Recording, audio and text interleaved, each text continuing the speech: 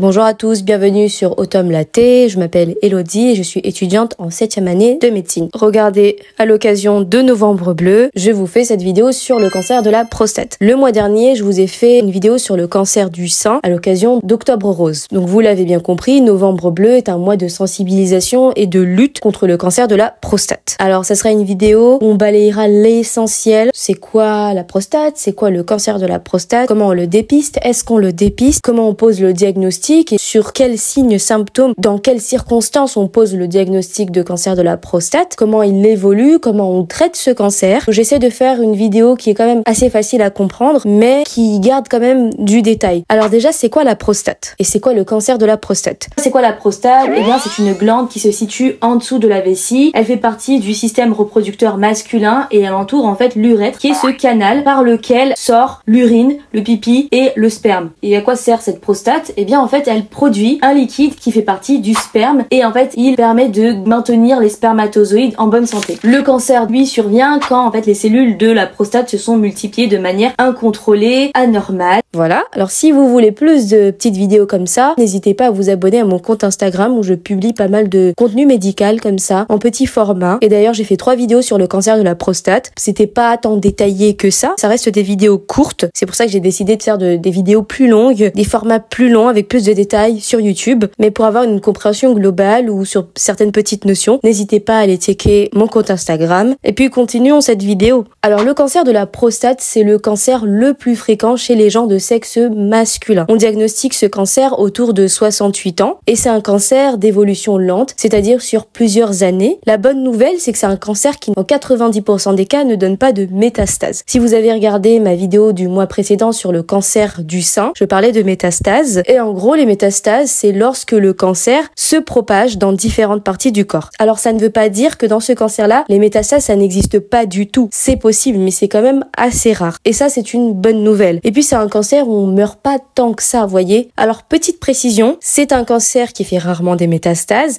mais ça ne veut pas dire que les organes au voisinage ne sont pas forcément touchés. Par exemple, la vessie peut être touchée. Parce que vous voyez, la vessie, anatomiquement, elle est très proche de la prostate. Donc, on peut avoir des symptômes comme des brûlures quand on fait pipi, ou bien du sang dans le pipi. Mais quand quelqu'un va te dire que ça lui brûle quand il fait pipi ou qu'il y a du sang dans le pipi, c'est pas forcément le cancer de la prostate. Mais tout ça pour vous dire que les organes du voisinage peuvent effectivement être touchés. Mais là, on ne parle pas de métastase. Comment est-ce qu'on dépiste le cancer de la prostate ? Et d'ailleurs, y a-t-il un dépistage? Comme par exemple dans le cancer du sein, si tu es de sexe féminin, tous les 2 ans, de 50 à 74 ans, tu vas recevoir un courrier chez toi pour que tu fasses une mammographie. Alors pour le cancer de la prostate, on n'a pas ça. On n'a pas vraiment de dépistage de masse. Et pourquoi ça? Parce que, comme je vous l'ai dit tout à l'heure, on ne meurt pas tant que ça du cancer de la prostate. C'est un cancer d'évolution lente sur plusieurs années. Le moment où on pose le diagnostic, c'est à peu près vers 68 ans. Et on risque surtout, si on commence à dépister,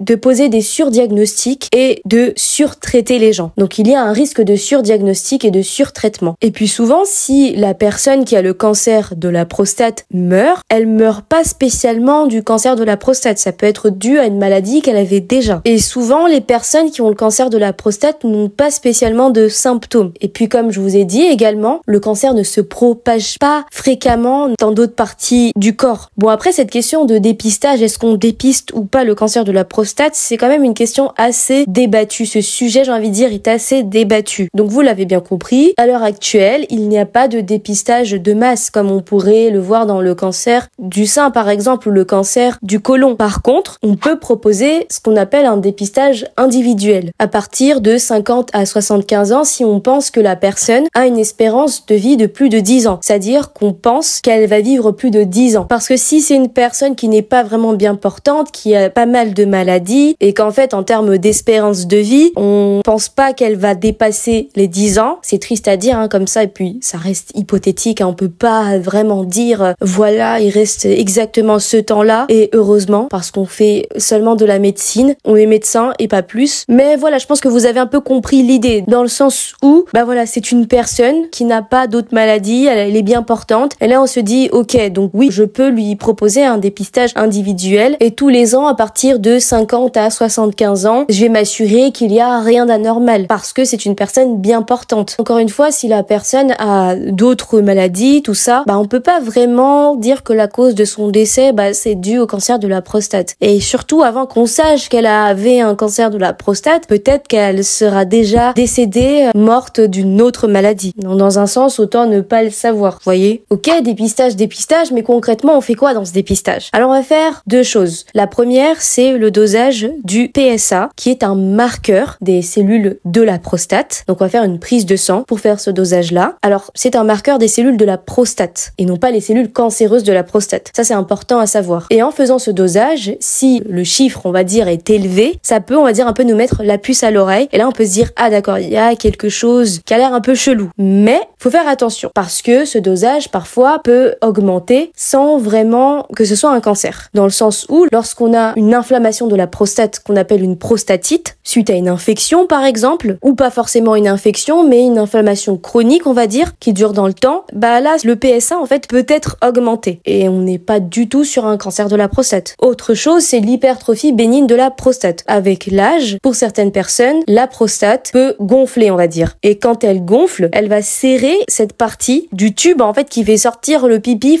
le canal, on va dire, qui fait sortir le pipi qu'on appelle l'urètre. Et cette condition-là peut également être responsable d'une augmentation du PSA. Et là encore, ce n'est pas un cancer de la prostate. Alors, je vais pas rentrer dans le détail du détail, mais globalement, pour le dépistage, on a le dosage du PSA et le fameux toucher rectal, c'est-à-dire on met un doigt dans le l'anus, voilà, pour aller palper la prostate et voir la consistance en fait de la prostate. Est-ce que c'est dur? Est-ce qu'il y a une boule, un nodule? Petite précision, on commence par le dosage et ensuite on fait le toucher rectal. Pourquoi? Parce que si on faisait dans le sens inverse, c'est-à-dire le toucher rectal d'abord, puis le dosage du PSA après, en ayant déjà manipulé entre guillemets la prostate, on risque là aussi d'augmenter le PSA et ça peut un peu fausser les résultats. Qui est à risque du cancer de la prostate ou qui est le plus à risque? Alors j'ai envie de dire les gens de sexe masculin qui ont autour de 68 ans, vous avez compris, sont plus à risque. Mais quelles sont les autres choses qui font que tu es plus à risque? Alors attention, quand je dis que des choses qui font que tu es plus à risque, c'est pas que ça va forcément te donner un cancer de la prostate. Dans le sens où, par exemple, toutes les personnes qui ont 68 ans et de sexe masculin ne vont pas forcément avoir un cancer de la prostate. Mais c'est un facteur de risque, vous voyez? Donc, mis à part l'âge, il y a aussi le groupe ethnique, l'ethnicité. Une personne noire aura plus de risques qu'une personne blanche qui aura elle-même plus de risques qu'une personne asiatique. Si dans la famille, quelqu'un a eu un cancer de la prostate, par exemple le père, le fils, on est plus à risque. Certaines personnes ont des mutations génétiques qui vont faire qu'elles sont plus à risque que d'autres. Et une question qui se pose souvent, c'est est-ce que si j'ai une hypertrophie bénigne de la prostate, je suis à risque? La réponse est non. Non, ça ne fait pas du tout partie des facteurs de risque. Et si tu dis si, quand même un peu, parce que voilà, entre ce type-là qui n'a même pas eu d'hypertrophie bénigne de la prostate et moi qui l'a, forcément je suis un peu plus à risque. Non. Autre chose à savoir, c'est que la plupart des cancers de la prostate sont hormonodépendants. Et en fait, ils dépendent de cette fameuse hormone que vous connaissez tous, la testostérone. Ça veut dire que les cellules cancéreuses de la prostate qui se multiplient ont des récepteurs à la testostérone. Et plus il y a de testostérone, plus elles vont pouvoir se multiplier. Et ça, c'est important à savoir pour le traitement. On en reviendra quand on parlera du traitement. Avant de parler du diagnostic, qu'est-ce qui fait qu'on va poser le diagnostic? Alors souvent, il n'y a pas grand-chose qui fait qu'on va poser le diagnostic dans le sens où la plupart du temps, le cancer de la prostate est asymptomatique. Mais il y a des cas de figure ou des signes ou symptômes qui vont faire que là, effectivement, on va devoir passer à des étapes supérieures pour aller voir en fait au niveau de la prostate, voir s'il s'agit d'un cancer de la prostate. Ça peut être tout simplement des symptômes urinaires. C'est-à-dire, comme je vous avais dit tout à l'heure, ça brûle quand on fait pipi, il y a du sang quand on fait pipi, on a l'impression qu'on n'a pas bien vidé la vessie, on a l'impression que l'urine en fait est bloquée dans la vessie, mais tout ça ce sont des signes, j'ai envie de dire, qui sont pas très spécifiques du cancer de la prostate. Vous voyez, on peut le trouver dans plein d'autres contextes, de maladies, de problèmes de santé, j'ai envie de dire, mais ça peut être un élément qui peut mettre la puce à l'oreille, et en plus de ça, s'il y a, vous voyez, les facteurs de risque, ça peut nous orienter. Autre chose, donc si ça allait un peu plus loin, on peut avoir des douleurs osseuses parce que voilà, le cancer a fait des métastases, mais comme je vous ai dit, c'est pas très fréquent. Mais ça ne veut pas dire que ça n'existe pas. Et donc, quand ça nous met un peu la puce à l'oreille, on va faire un dosage du PSA et on va également faire un toucher rectal. Mais pas que, parce que ça, vous voyez, c'était un peu ce qu'on avait vu dans la partie dépistage. Il faut aller plus loin. On fait quoi? On peut commencer avec une IRM prostatique, parce que l'IRM prostatique nous permettra de voir comment est la prostate, si les organes, on va dire, au voisinage sont touchés. On le fait pas tout le temps, mais si on peut le faire, c'est très bien de le faire. Ça va un peu nous guider pour l'examen suivant, qui est, j'ai envie de dire, le plus important pour poser le diagnostic, c'est la biopsie de la prostate. Donc on va aller faire 12 biopsies. On va récupérer des morceaux à 12 étages différents de la prostate. 12 endroits, plus d'autres s'il le faut, dans le sens où, après l'IRM, si on a vu qu'il y avait des endroits un peu douteux, j'ai envie de dire, à ce moment-là, on peut aller faire une biopsie à cet endroit-là aussi. Le but de cette biopsie est de déterminer s'il s'agit d'un cancer de la prostate et en fait de pouvoir poser le diagnostic. Mais cette biopsie nous permet également de savoir où est-ce qu'elle est touchée en fait. Est-ce que c'est juste une petite partie de la prostate ou toute la prostate, ou est-ce que ça va plus loin? Mais elle est également très importante, cette biopsie, pour le pronostic, c'est-à-dire une fois qu'on a posé le diagnostic et qu'on sait qu'il s'agit d'un cancer de la prostate, on va pouvoir déterminer, savoir en fait comment il va évoluer. Et avec tout ça, c'est-à-dire la biopsie, également le PSA, on va avoir une classification. Et grâce à cette classification, on va se demander est-ce qu'on fait des examens supplémentaires ou pas. C'est la classification d'Amico. Mais je vais pas rentrer dans le détail du détail, mais globalement, suite à cette classification, si on est sur un faible risque, on va pas faire d'examens complémentaires. Par contre, si on est à haut risque, on va absolument faire des examens complémentaires, à savoir faire un bilan d'extension. Et c'est quoi un bilan d'extension? Ce sont des examens où on va injecter certains produits pour avoir une image, par exemple, du corps entier, une scintigraphie des os, un scanner du corps entier. Et ça, c'est pour aller voir si d'autres parties du corps sont touchées. Et en fonction de ça, on saura comment traiter. Alors encore une fois, pour des raisons de simplicité, je ne rentre pas dans le détail du diagnostic. Mes connaissances sur le détail du diagnostic, même si je trouve que c'est trop complexe pour cette vidéo, c'est pas assez, j'ai envie de dire. Mais globalement, si vous avez compris qu'on va aller faire des biopsies, qu'on va aller récupérer des bouts de prostate, savoir en fait si c'est un cancer, quel stade et comment ça va évoluer, faire un bilan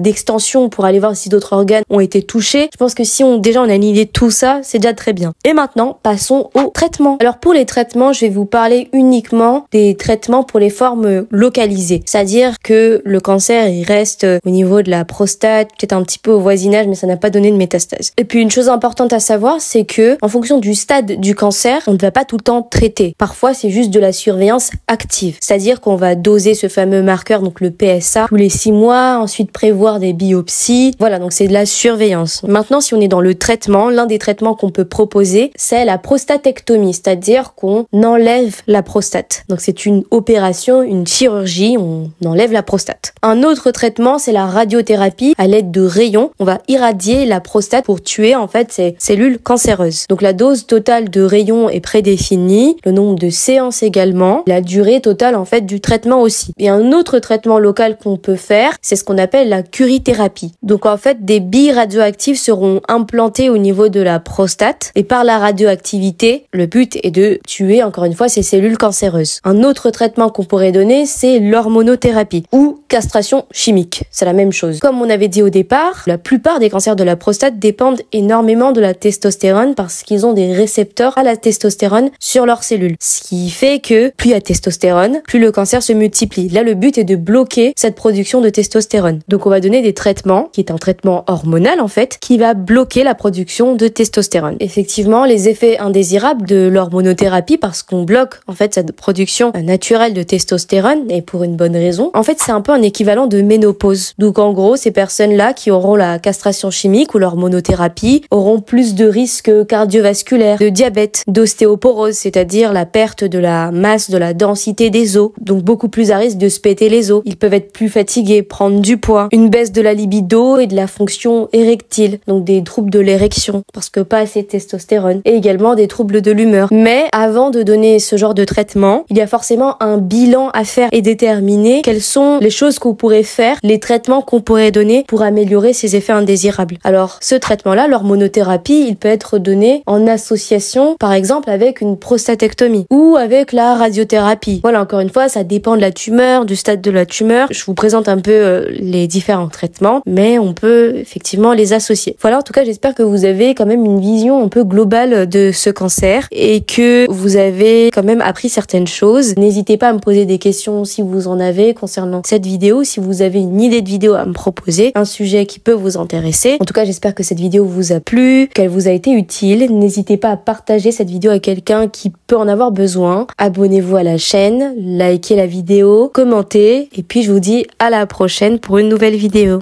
Bye!